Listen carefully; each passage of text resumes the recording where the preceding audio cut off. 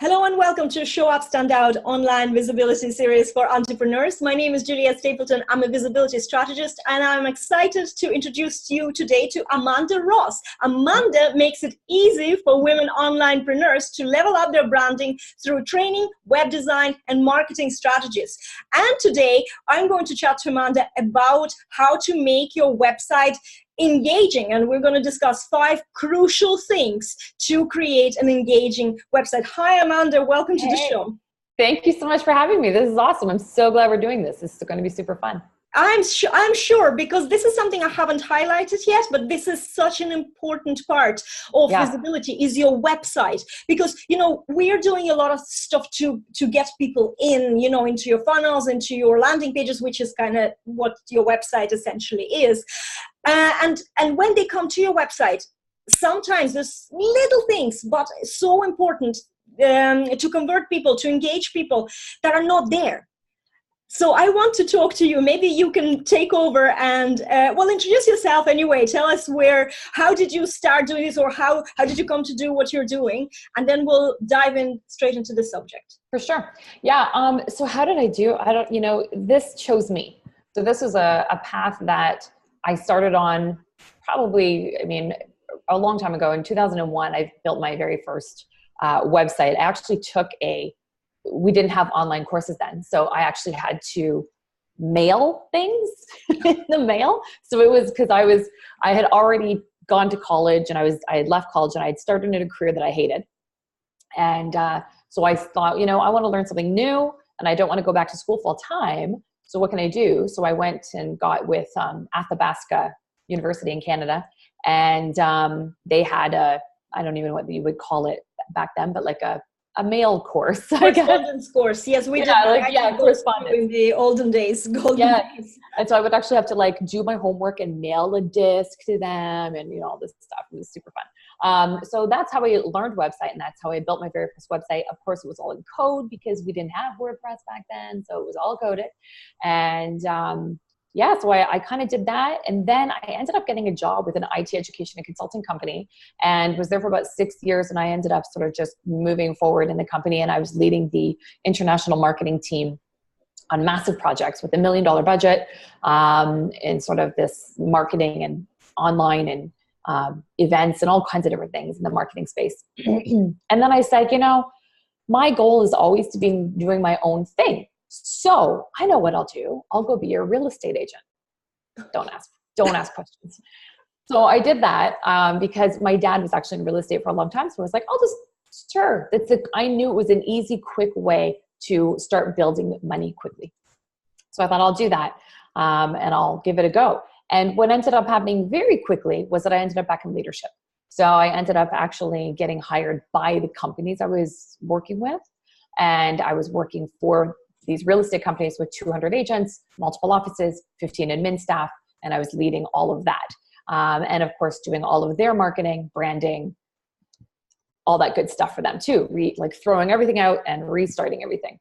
So I did that for 2 different real estate companies. And then I said, I'm going to take the stuff that I do really love. And what started me a long time ago in 2001 was this in the digital space and the online piece.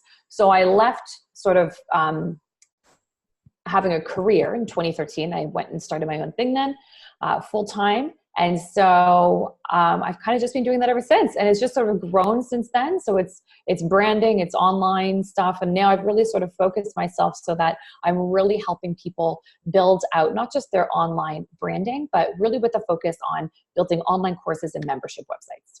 Perfect. And a lot of people who are watching this show, I'm sure that they want to do something online. They want a freedom life or freedom, and they see offering online courses as a very flexible life. In fact, I'm like this, guys. For me, the sense of freedom in my day is so much more important. I could not do 9 to 5 now simply because I want to go for a coffee with my husband anytime I want. This coffee with my husband, I say that, but this is one of the little that I really value. So I want to do it whenever I please, and that's something that drives me then to do and think about what exactly I want to deliver and how I want to deliver. So online courses and digital products, this is all about, having these courses sitting there somewhere, and you're doing all this work to try and bring people in, and you have your automations and you have your systems in place, but still you have to do a lot of showing up, and you have to bring the people into the website. Say you did all that. We're not going to discuss all that, and they came into your website and you landed. So let's talk about this. Let's talk about this with your experience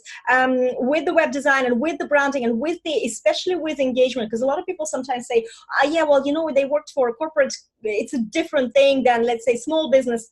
But you learn so much when you're working with huge businesses, because it's all about how to convert. It's all about knowing your audience, right? Yeah. So let's talk about this. So 5 crucial things you need to consider when building your website. Yeah. And so when you think about this, you've really got to think about, why do you want to engage your users, right? So I see this happen all the time. People build a website and they think, I'm building a website because I think I need one. Yes. That's not a reason why. Okay. That's so true. They say, I'm going to start my business. I'm just building my website. Yeah. And then a lot of times they never go back to it. They build it and they go, there, I have a website now. And now I'm going to get a whole bunch of business. That is not going to happen. Okay. So build it and they come. A lot of people still, it's 2018, guys. Wake up. It's not like not going to happen. I have people come to me all the time, and actually, I generally don't accept clients that say this, because when they come to me and they say, I put my website up like a year ago and I'm getting nothing out of it. And I say to them, and what are you doing with it? And they go, what do you mean? Like, yeah. If you're not prepared to engage yourself with your website, then it's a waste of everybody's time. Don't have a website. Honestly, what's the point? That applies to everything. When you want to do an online business, it's not enough to have a Facebook page. It's not enough you have to show up. So that's why this show is called Show Up, Stand Out. And that's why Amanda is on the show here. It's fantastic. Yeah, exactly. So when your users are engaging with you on your website, it's building loyalty, it's building familiarity. I can't say that word, but you know what I'm saying? Familiarity. Yeah, thank you. There you go. And it enhances your visibility as well, right? So these are the reasons why it's really important that we're engaging our users. So also keep in mind that you have a super short amount of time, probably 8 seconds max to get them. Somebody gets to your website, 8 seconds, and trust me, that is the long version. You probably only have about 3. So you have like 3 seconds, especially on mobile, to get them to go, oh, what's happening here, right? So you really have to think about your impact straight away. Also think about, and a lot of people don't think about this even today, 50.3% of all web pages served via mobile in 2017 that's worldwide. 50.3% of all web pages were on mobile. And so many people don't think about the mobile version of their website, and you have to nowadays. Okay, it's really and it's easy enough, because a lot of platforms that even if you're not building it yourself, if somebody is building it, and most of the platforms are mobile responsive. Just don't, like, if you're hiring somebody to build your website, go have a look what they did on your mobile. Yeah, always look on your mobile, always. Can I just add something to this as well, in terms of, approaching your website? You do need to know your audience before you even start building your website. For example, if you have older women, say 45 to 65 women, that's your target audience. You know what they're using? Their tablets. They're not on their desktops. Most of the time they have a tablet and the phone. There's a trend, and they just think, for some reasons, they're afraid of the desktops or laptops, and they think the tablet is easier to use, which is not. And and so you have to think about this. Or if you're targeting professionals that are sitting in the office, obviously desktop version is something that you need to also consider as the mobile that may be on their, if they're in their subway, if they're not driving, hopefully they're not checking their phones when they're driving. Yeah, for sure. This is something that, in my experience, this is something, the first thought, who is your audience and how are they using it? But it's true. And I think that the trend continues with the mobile devices. And even you see, for example, Windows now is getting so much uppier than before. And, everything is turning into this kind of mobile experience. Totally. Yeah, it definitely is. And I think you really do. And that's why, and it is so important. It's so important to know who your target audience is for so many different reasons. What you just said is a perfect example of why that matters. Also, just for what we're going to talk about even today, the 5 things we're going to talk about are your users, simple design, content types, seeing your users, and mobile friendliness. So just going along with what you just said, knowing who you serve is crucial, not just because of what they're using. That's one whole other thing that you also have to think about, but also, you know, Sharon, single mom who loves sushi, matters so that you can relate that content to her, right? So that when she comes, she feels like you know her, right? You can't just put up a broad brush website and go, well, so many people, I don't know who's going to come. No, you have to still talk to that person. You really have to know. It's a mindset issue, isn't it? It's a mindset when you guys go online and you're like, I don't know who I serve because I don't want to exclude somebody who can bring me their money. Yeah. Honestly, exclude them. If you feel like somebody is your best friend, like you clicked, and myself and Amanda had another interview on her podcast and we just clicked, you know, to feel like, so you want that with your customers. You want they want to feel like, oh my God, this woman or this man, they know me. Yes, that's right? Totally. Yeah, absolutely. 100%. You want to feel like this, like it's home to you. Like this is like, oh, okay, I get it. This is my vibe. I dig it. Right. The other thing you want to think about though for your users is on top of knowing who that person is, your total niche ideal client, you also want to think about the type of user, very similar to what you said. What type of user are we talking about right now? Not just for the platform, but also, are they browsers? Are they going to be comparison shoppers? Are they people just killing time? Are they looking for content? Are they learners? What kind of people are coming so that you can present that content to them, right? So if you are going to be presenting a lot of tutorials and things like that, then likely you're going to have a lot of learning people. So you've got to think about, what would someone who's coming to learn want to see, and how would I build that path, right? So you have to think about the type of user that you're bringing. So when we talk about design itself, there's so many elements to design that you can think about, but one of the biggest things is use white space. It's your friend. White space is awesome, okay? For so many reasons. It helps focus the eye. It helps keep things clean so they don't feel like overwhelmed by things. And when I say white space, I mean like, you know, it doesn't have to necessarily be white. It's almost like clean space. So it could be a color, but it's like maybe a blue is your whole thing, and then you've got 3 icons, right? Like, so your eyes being attracted to those 3 icons or whatever those things are. Okay, white space is obviously the best, but don't get all concerned that it can't be a color. It can also be a color. So don't clutter. Don't clutter, and don't put like huge blocks of text, and don't clutter things. Just spread them. Keep it simple. Keep things really, really simple. Remember that people want it fast. They want it now. There are those users that are going to want to read a very long text, but you're going to have people that aren't, right? You're going to have people that want it right now. So think about, can you have 2 things? Can you have those 2 options? Because can you also have maybe some more visual things? Are we going to bring in, you know, more like infographics or whatever, right? There's lots of different elements that you can bring in. We also want to keep things really sort of cohesive and tight. So we want to make sure that we're using logical names. People love getting creative on their website, and I get it. I totally get it. I love getting creative too, but do not go crazy with your menu headings. If you have services, call them services. Don't try to get creative, okay? Have your about page calling it about, right? Like, you have to think about how you want it to be so easy. You don't want to confuse them. You don't want them going, what the hell is this? What does that even mean? Right? It has to be really proper and concise. Do not get creative here. Also, really think about your actual navigation itself. I've seen different web pages put their navigation in different places, and it's confusing. Keep it simple. Keep it super simple. So either that header, that top bar is your navigation, or now we're seeing things doing that, the left side, or like they'll have the hamburger, like the mobile. That's okay too, because we're getting used to that. Mm-hmm. But don't like put it in like sometimes when it gets in the bottom, I'm like, what's going on? I'm looking all over my computer trying to figure out, I just want to know who you are, right? That is so true. I just want to add here what we were talking about, knowing the age and the habits of your customers. So again, if it's someone younger, they might be more used to the hamburger menu on the mobile. Right. But if it's someone older, even though they're using the mobiles, it still needs to be spelled out. You know, the meaning. Just don't go. I so agree with you. Don't get creative. Know how is, what is this? Take one of your ideal clients if you can, and just see what they're doing. Yeah, exactly. It's so true though, because, and it's fun to get creative. I totally get it. But you can get creative with the content that you're building, right? So get creative in those elements. Don't get creative in the simple stuff that keeps it easy for people to find what they're looking for, like this. Okay.